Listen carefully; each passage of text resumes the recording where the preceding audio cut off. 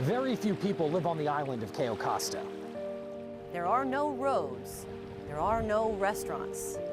But on this day 1 year ago, this is the spot where Southwest Florida changed forever. If you were here when Hurricane Ian made landfall, you know what happened. And if you watched it from somewhere far away, you saw enough to understand it's not something that we want to relive. That's why, from this point forward, you won't see another video from that day. Because this isn't a story about what happened that day. It's a story about what happened next.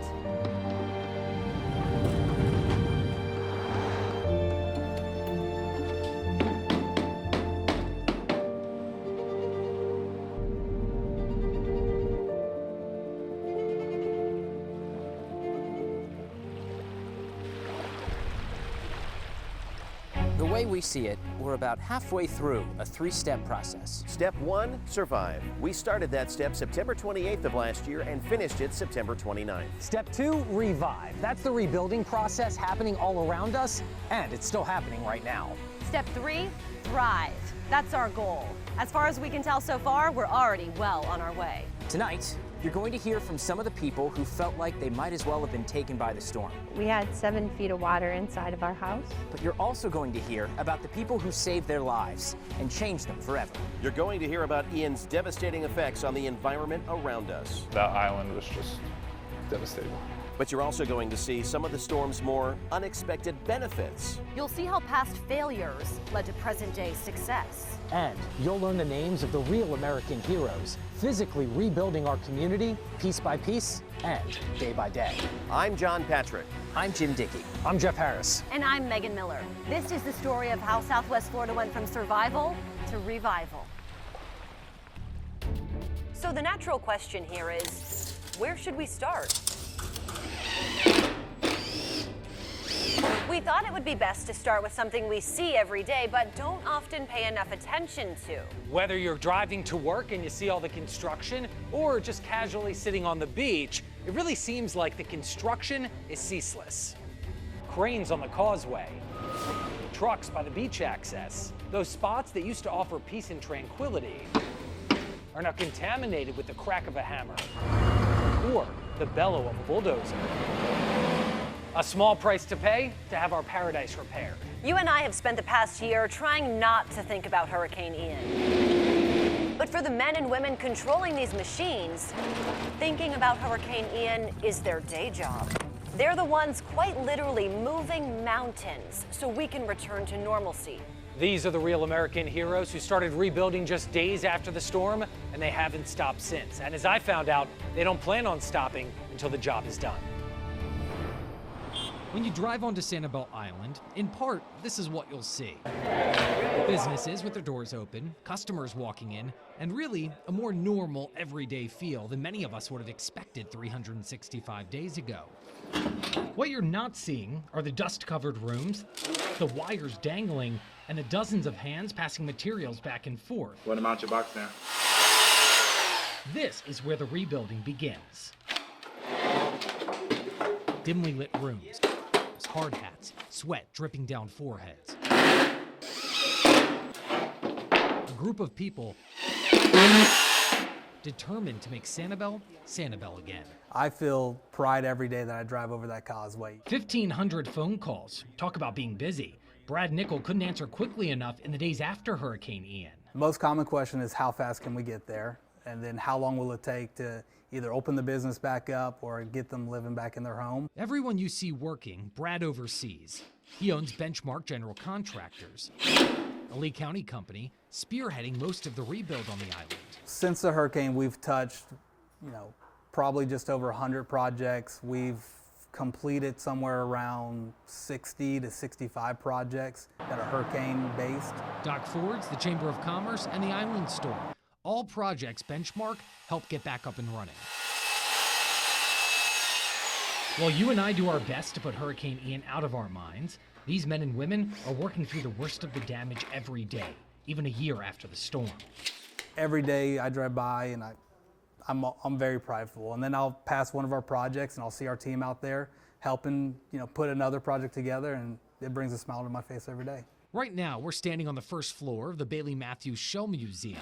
Since the beginning of the year, Brad and his team have been working to get the museum back open, but it's going to take some time. The average business is probably around 9 months, depending on the level of damage, whether it was just flood or if it was wind and flood. Well, the island staple was a mixture of both. More than 5 feet of water flooded the ground floor. The damage far surpassed any expectation that we had. Sam Ankerson is the executive director of the museum. On October 2nd, he was able to hitch a ride back to the property to see what was left behind. We lost about 80% of the animals in the aquariums. And then as we went through other parts of the facility, we were surprised that there was water and structural damage on all 3 floors. Sam himself wasn't spared either. The rental property he and his wife were living in flooded. We did lose all of our possessions, or just about all of our possessions, and we were displaced for about 6 months. But he knew the museum needed help, so he found a way to get there despite having to temporarily move across the state. Effectively commuting from Fort Lauderdale as many days a week as possible to hitch rides on boats and get to the museum and do the work that we could. And over the past 9 months, as you can see, they're making progress not just inside the museum, but across the entire island. It's 7 days a week. It really, the level of activity is amazing. So when you drive past the construction trucks, cranes, and bulldozers still scattered across the island, try not to think of them as eyesores. Instead, think of the man behind the wheel of that bulldozer or the guy in the cockpit of that crane. They're the ones making sure this seashell sanctuary is coming back. We don't know exactly when, but it's going to be back, and when it is, it's going to be better than ever, and there are a lot of people working together to make it happen. It might take a while to get back to where we want to be, but as far as Brad and his team are concerned, it's all well worth it. It helps me sleep at night knowing that 10 years from now, we built better buildings than before. From boots on the ground To growth beyond what the eye can see. tonight on ABC 7 at 7, we're bringing you an hour-long special dedicated to Southwest Florida's future. We're talking to locals and experts who get you more on the knowledge we've gained for the next generation. Let's start with our businesses, the backbone of Southwest Florida. After dining with disaster, I'll explain how restaurants are serving up silver linings. It was completely ravaged. A move wasn't on the menu. I just wasn't ready to give up. Businesses on Lee County's barrier islands were forced to adapt after Ian. For me, it's the sense of community. You'll see how they kept business booming. People coming back. And hear the plan to come back even better than before. I don't know if our business would still be around if we weren't planning to eventually get back to Malaysia. Up high, it might still look like our mangroves are a mangled mess, but take a closer look. The water that filled our forests actually turned out to be a positive for our plants. ABC 7's Alex Howard is showing you the new life sprouting from a brown and brittle exterior. It's a classic case of judging a book by its cover. And so all of this growth is sentient.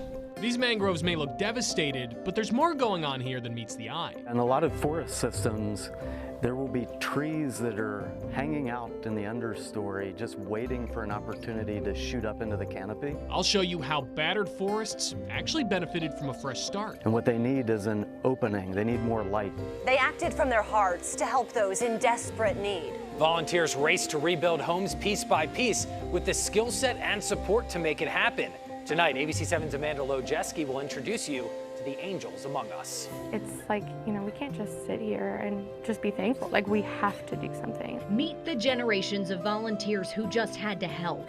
You'll meet the men and women who spent months rebuilding the homes and rebuilding the hearts of Southwest Florida. And then I started getting these text messages. And how some forged a forever bond along the way.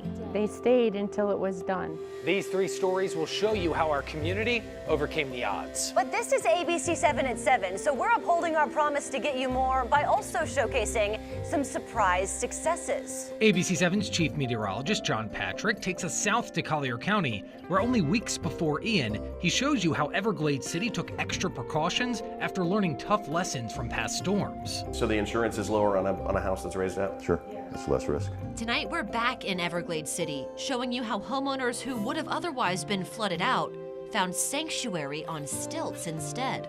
And we set sail across the Pine Island Sound to a local spot serving up cheeseburgers in paradise. And within 2 weeks, we were taking some form of payment. But the famous dollar bill bar on Cabbage Key now has another claim to fame. It was mostly spared by Hurricane Ian, losing only a few singles to the storm. Tonight, ABC 7's Jim Dickey is showing you how ancient wisdom from native people who once lived here can teach us how to weather the next storm. In our hour-long special, only ABC 7 will show you the future of Southwest Florida and the people making it possible. We'll be right back with how restaurants are starting fresh at new locations while also never forgetting their roots.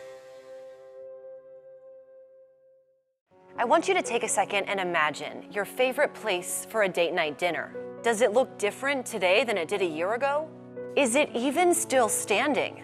Unfortunately, Ian damaged so many Southwest Florida staples. Some restaurants were completely wiped off the face of the earth. But these business owners have shown us that even complete destruction can't stop them. I got the chance to talk to two local business owners, one on Matlacha and one on Fort Myers Beach. They each came up with their own unique way to keep their business booming.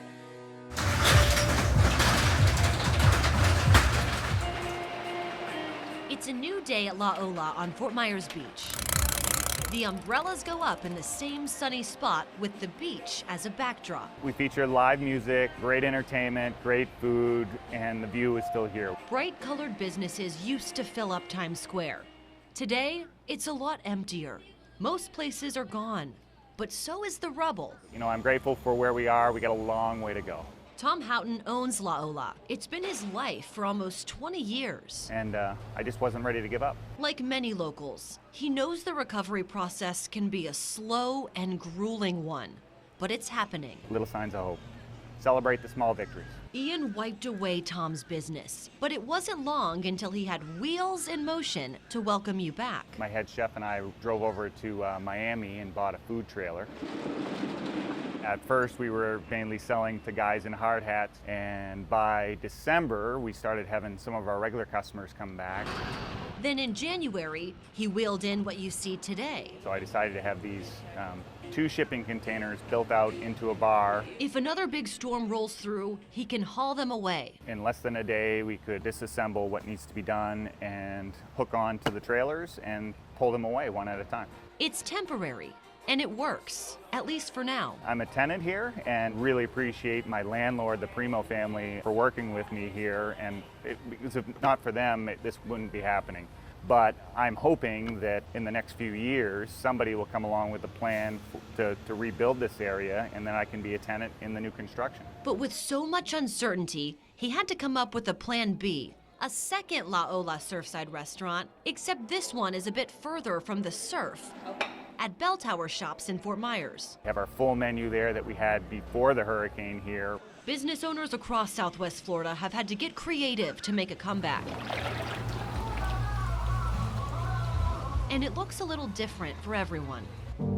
Along the calm waters of the Matlacha Pass, Hooked Island Grill still looks like it did right after the storm. Looks like it would take a gust of wind to blow it into the water. It's a shocking example of what Southwest Florida endured and the power of storm surge.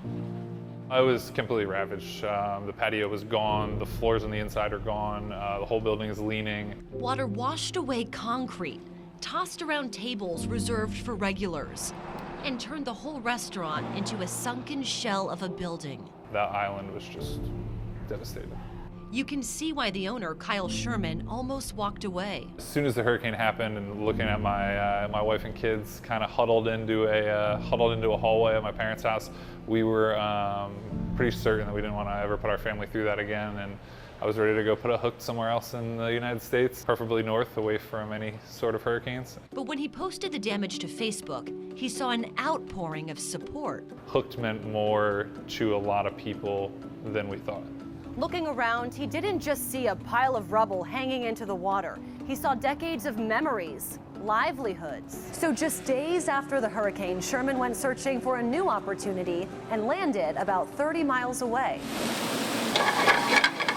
We looked at 3 different places and we were pretty sure this was the one we wanted to start again in. At Gulf Coast Town Center in Estero. We did about 12 to 20 hour days for about 3 months straight, and then had a really solid open.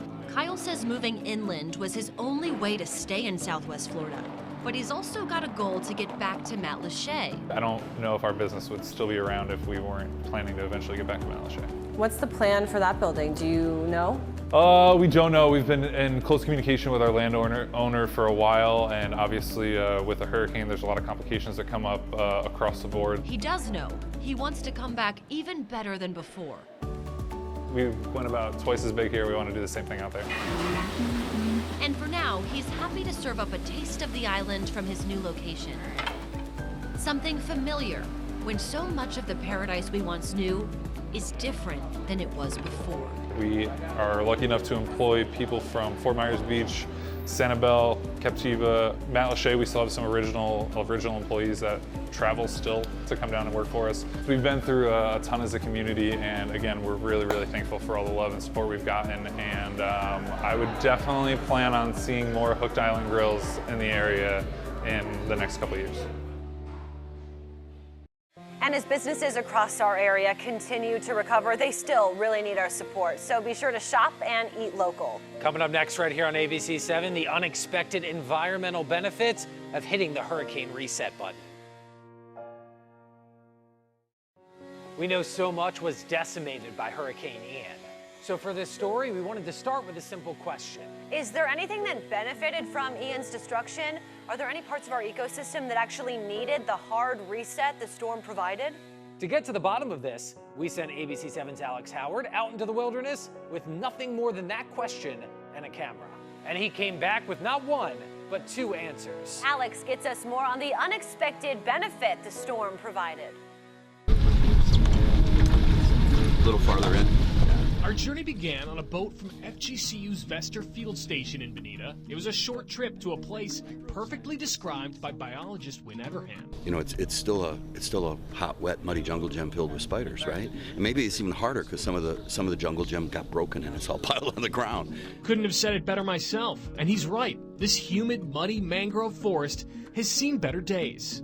That's why Dr. Everham and FGCU's Brian Bovard are making it the center of their studies. The leaves were still here. It was like everything that was under the storm surge was protected.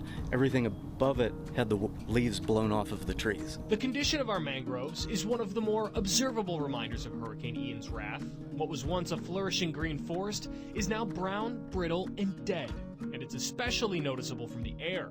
Miles of dry mangrove branches, devoid of color and devoid of life. And the blacks seem to have fared a little bit better than the other species in here. But what if I told you the further we zoom out, the harder it is to see what's really going on? Because below this damaged canopy lies a completely different story. So this is a white mangrove seedling?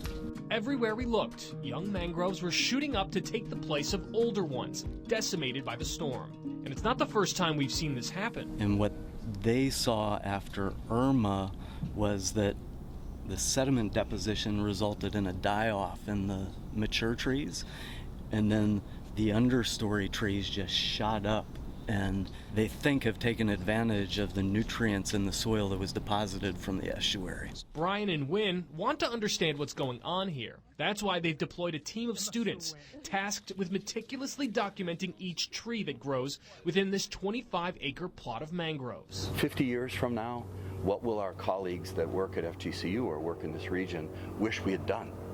Well, they wish we had measured some mangroves 50 years ago, right? So we're measuring, tagging, and then we're going to come out a couple months later, or about a year later, and we're going to see if they're still growing, if they're alive, if they're coming back. Along the way, we got a lesson in mangrove identification too. Next to me is a red mangrove, and the reason I know this is because the roots at the bottom prop up. Black mangrove, we say looks like a wine cork, so it's the big one behind you. They're also thicker in size. A white one has spots, like little spots on it. And while it might be too soon to tell what exactly is causing this regrowth, we've learned over time that even the strongest hurricanes can bring unexpected environmental benefits. As Brian Bovard explained, these storms have the ability to reset a forest, much like shuffling a deck of cards. In a lot of forest systems, there will be trees that are hanging out in the understory, just waiting for an opportunity to shoot up into the canopy. And what they need is an opening. They need more light. And mangrove forests aren't the only parts of our ecosystem benefiting from that hard reset. Here at 6 Mile Cypress, you can see where felled trees have opened up canopy space for new growth. And it doesn't just happen with cypress trees. The two trees that I like the most are slash pines and bald cypress because they have good apical dominance, which means they grow straight and tall. And the limbs go out to the side so that when they get shaded, the limbs get shaded, they just fall off and fall down. For some perspective, we talked to Russ Ringland from Future Forestry in Cape Coral.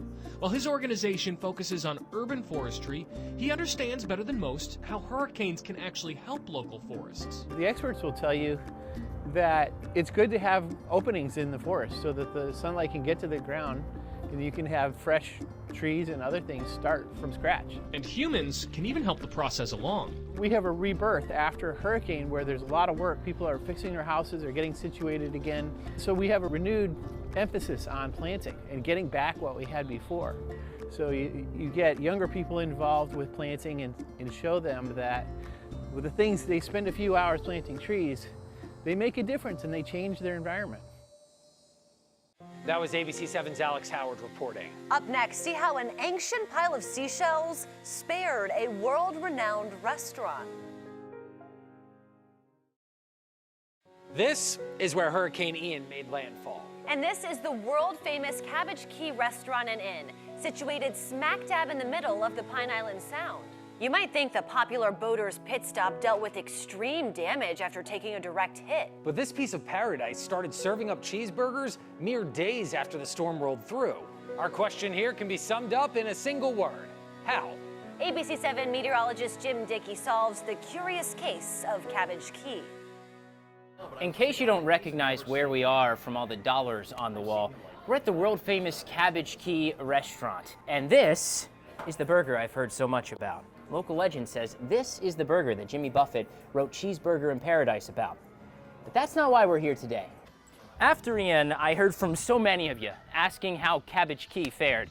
I'm gonna be honest, I didn't have high hopes. After all, Cabbage Key is a tiny island situated right in the middle of the Pine Island Sound. And that island, only about a mile away from where I'm standing, is Cayo Costa, which, as you'll recall, is where Ian made landfall with 150-mile-per-hour sustained winds. And yet, while Ian took so many iconic spots and landmarks from us in Southwest Florida, Cabbage Key was thankfully not one of them. In fact, managing partner Rob Wells says only 2 weeks after Ian hit, the restaurant was back open and ready to serve a hurricane-weary Southwest Florida. Our goal was, hey, we've got something that we can get back open again, and let's get after it. And within 2 weeks, we were taking some form of payment, and we were open and had enough docks and things cobbled back together to welcome customers back in. But how is that even possible? One factor, the eye of the storm. Thanks to Ian's path, Cabbage Key ended up in Ian's calm eye for about an hour, limiting its exposure to the worst of Ian's winds. Now, of course, the buildings did sustain some wind damage. However, improvements made to the property after 2004's Hurricane Charlie kept those damages to a minimum. Because after Charlie, everything in our mind was, if we're going to do it and we're going to build it back, let's build it back better than it was. Let's be stronger. Let's make improvements every year to get ready for a bigger storm. Though as we saw a year ago, it was the water, the storm surge, that caused the worst damage from Ian. Do you have any indication of how high the water came up here? I think here it was probably 4 or 5 feet, so over the docks and into the dock houses, but not up into the buildings. You would think storm surge like that would wash right over a tiny island like this. But right when you step off the boat and onto the dock, you can see how Cabbage Key was able to withstand Ian's surge. And what's something of a rarity here in Southwest Florida, there's a pretty steep elevation rise from the dock up to the inn and restaurant. In fact, it's a 30-foot elevation rise, making this one of the highest spots in Lee County. Southwest Florida naturally is very flat, so you probably guessed this hill is man-made. It comes courtesy of the first residents of Cabbage Key, the Calusa. Long before the first Europeans settled in the area, the Calusa were thriving here for some 2,000 years. The Calusa were known for building large mounds or middens out of shell and clay. One of those middens is right here on Cabbage Key. The largest of the mounds were likely over 40 feet tall, and they were really huge complexes. So the mounds served several purposes, but one of them could have been certainly keeping out of the storm surge of tropical storms or hurricanes. The inn and restaurant at Cabbage Key sit right on top of one of these shell mounds. During Ian, it provided natural protection from the rising waters. So we sit here 20 plus feet above sea level with great views, and it almost doesn't feel like you're in Florida because of the elevation out here on Cabbage Key. But you can see where it also would really be helpful when you have these big storm surges, floods, and things like that. So what lesson can we take from what happened here, or perhaps what didn't happen here in Cabbage Key during Ian? To me, it signals that we can stand up to even the worst hurricanes as long as we're strategic. When we build, we need to do so with hurricanes in mind. We build not just to withstand the winds, but taking a cue from the first humans to live and thrive here, build at elevation to physically rise above the threat of storm surge. We do that, and we can keep coming back to our favorite spots like this one for years to come. That was ABC 7 meteorologist Jim Dickey reporting. Up next, our 2,000-year transition from shell mounds to stilts. We've already established that elevating your home can protect you from storm surge, but now it's time to take that concept and push it forward into the future. We started with shell mounds, but today we keep our houses high by using stilts. Same idea, just more modern and efficient. There's no better example of this idea than Everglades City. They adapted after taking a hard hit from a different hurricane. And as you'll see, things worked out much better this time around. Chief Meteorologist John Patrick shares this town's success story. The new building code requires houses to be built 9 feet above ground level to prevent damage from storm surge flooding from hurricanes. Everglades City has been doing that ever since Hurricane Irma. A lot of the houses on this street are being built or are already built 9 feet above ground level. The whole point of this height is to keep away from the water, something you learn when you've been through a few. I'd gone through Hurricane Andrew, and I came here, and 4 years later we had Wilma. And then a bunch of years after, 10 years after that, we had Irma, and 4 years after that, we had Ian, and that's too many too fast. For the people who live in Everglades City, the stilts that hold their homes up high are a lifeline, because when you're on the ground, you get wet. It's just a problem, being on the ground. First thing in the morning, in what was a 3-foot deep river of water. So when Irma came through, and I had about 5 feet of water. It's something our ancestors knew just as well as we do. And there are structures like this throughout the 10,000 islands, all the way from Estero Bay all the way down to Chokoloskee. In Jim's story, we learned about the Calusa natives and the way they used massive shell mounds to skirt storm surge thousands of years ago. And these can be seen if you look on, say, satellite imagery. You can tell how there's different topography that rises in some areas up to 20 feet. We learned about the concept of building up and how much time and effort it took. They didn't have cranes, they had just their hands and their scoops and I guess eat a lot of oysters. But today, oysters aren't a building material. They're an appetizer, and building up is quite a bit easier now that we don't have to do it by hand.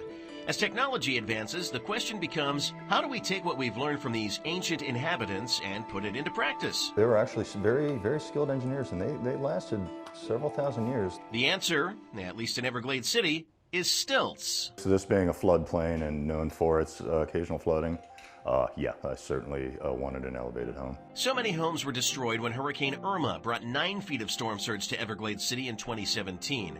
The extreme damage forced the city to change its building codes. Dozens of homes were lifted 9 feet off the ground, and Hurricane Ian was the first true test.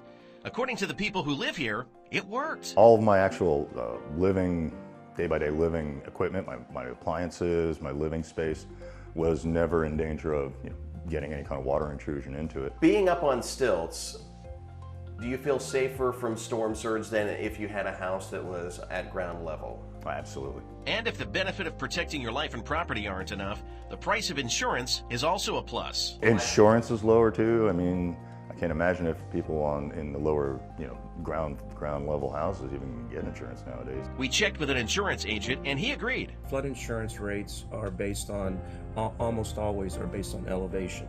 And if water has a way to pass underneath through the home, FEMA rewards people with lower rates. Sure, climbing 9 feet to your front door with your arms full of grocery bags isn't the most convenient thing in the world, but Everglades City shows us how elevation can keep us safe from even the strongest of storms. The concept of building higher to get out of the way of storm surge may be ancient history, but more necessary than ever as we move into the future. So that in itself is really the benefit. And if you're still turned off by the grocery thing, don't worry. The good people of Everglades City have already come up with a solution for that. A number of us houses now have lifts that we've put in, and for me, it's now even just to go grocery shopping. I can put my groceries on the lift and bring it up. That was Chief Meteorologist John Patrick reporting. Coming up, a hero who just can't seem to stop helping others.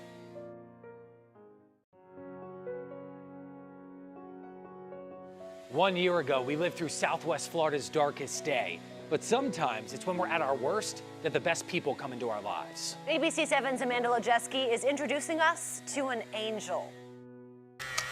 Kelsey Mitchell is a wife, a mother, and a Rotarian. There's 1.3 million Rotarians all across the world. Service shaped the story of her life in more ways than one. I met my husband after Hurricane Irma volunteering. It was a culture that we set within our family. That's what we wanted our kids to know, is like, this is how you give to people. This is how you serve your community. What she learned from the Rotary Club, she applied to her family. So when Hurricane Ian destroyed our community, the Mitchells skipped the morning and went to work instead. I knew alone we couldn't make a huge impact, but if we worked together, it could be anything. And work together they did. Rotarians across the globe stepped up to the plate, sending semi-trucks full of supplies to Southwest Florida. We had 2 disaster relief trailers that were fully stocked with supplies.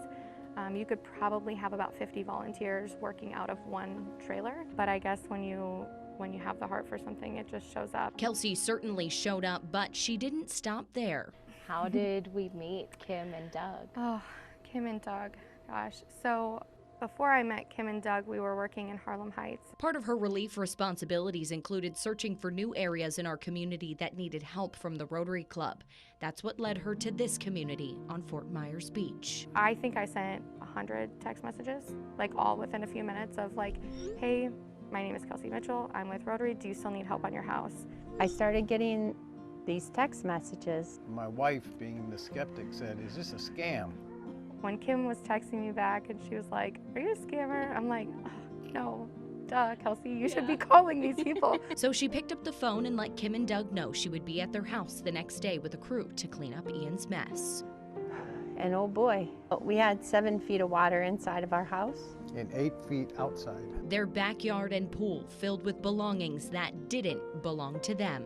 I had bedroom sets and couches, and I had someone's dining room table in my pool. Someone's picnic table was in my pool. No wake, not even one from Ian's strong storm surge, can break these two. It could have broken the home the couple's owned for 10 years, but Kelsey and her family made sure that didn't happen.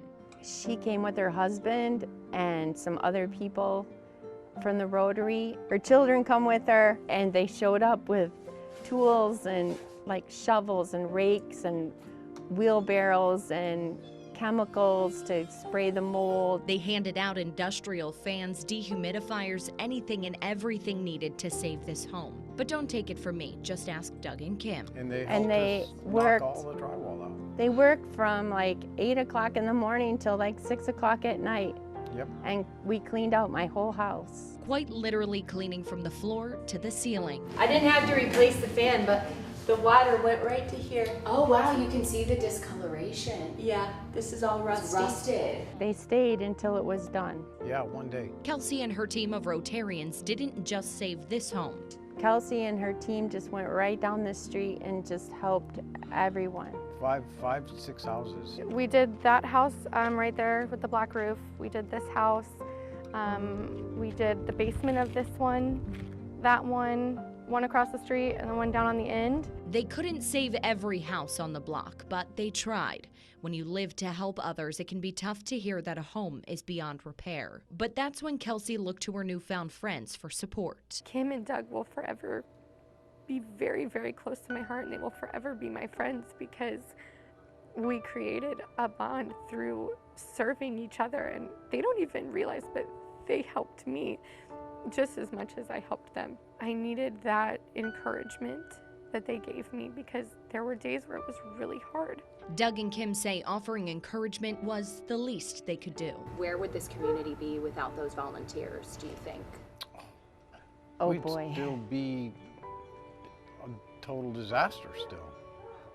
Yeah. Without those volunteers. But we're not, and that's all thanks to the thousands of people like Kelsey, people who dropped everything to support those who call Southwest Florida home. We were working in Island Park, and I will never forget Morgan and Caleb, two of my younger kids. They sat outside, and they actually helped the homeowner go through some of her pictures that she found. And so the homeowner was sitting there with them, and she was kind of sharing stories, and she was just saying, like, these are some of the things that, this is what my family's like. And Morgan and Caleb were like, oh, that's really amazing. And they were just like talking, and so it's like, that's why you do this, right? You want to create generations of people that will give back. You just have to keep paying it forward. And Doug and Kim aren't just talking the talk.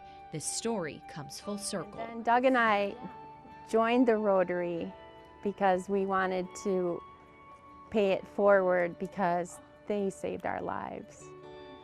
Literally saved our lives. Just like the flamingos on their mailbox, whether it's one leg or two, Doug and Kim are still standing, but they'll never forget the person who helped them when they needed it most. Anything you want to say to Kelsey? We love you. Thank you.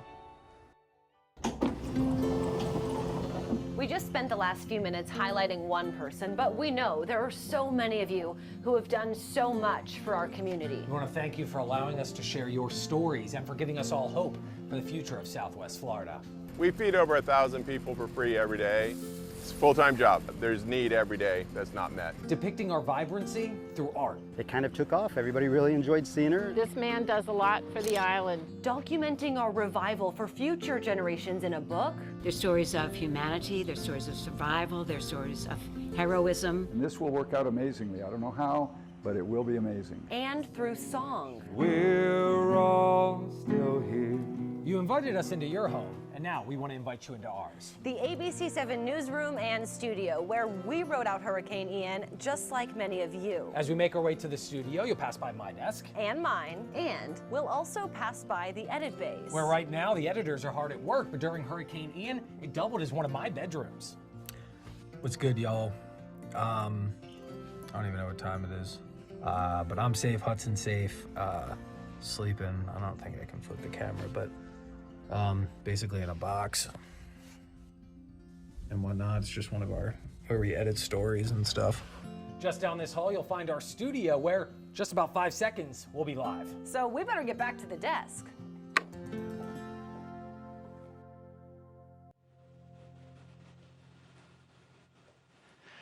And of course, this is where we bring you your ABC7 News at 6, 7, and 11 o'clock every night. And I know that Megan and I just touched on it a little bit here, but everywhere across Lee County in Southwest Florida, we had so many different people that were helping everyone throughout Hurricane Ian. And of course, we just want to say thank you. Everybody here from ABC7 wants to say thank you for everything that you did for us during that time. And so many volunteers continue to feed people, to help people clean out their homes. I mean, there are so many people who haven't really even started the process, just waiting on insurance, things like that. We know it's difficult for a lot of you still. And I mean, we think about you constantly. I know it's been heavy on my heart today, of course, also thinking about the lives lost. I mean, as we move forward, that is something we will continue to remember. And we will never forget that and what people lived through.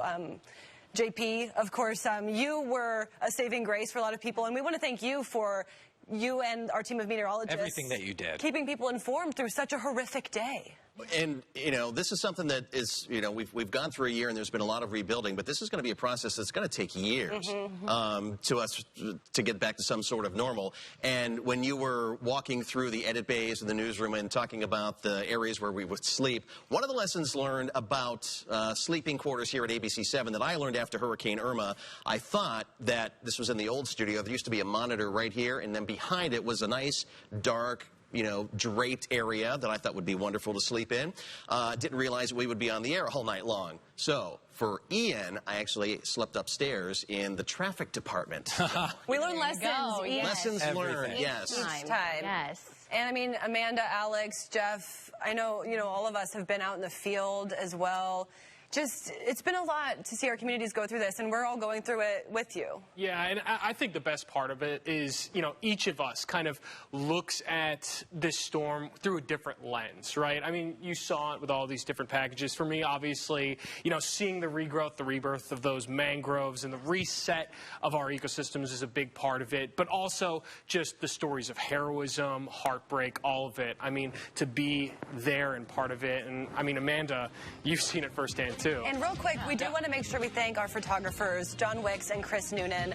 They have been out in the field. They have been working really hard on this special for you. And thank you for watching.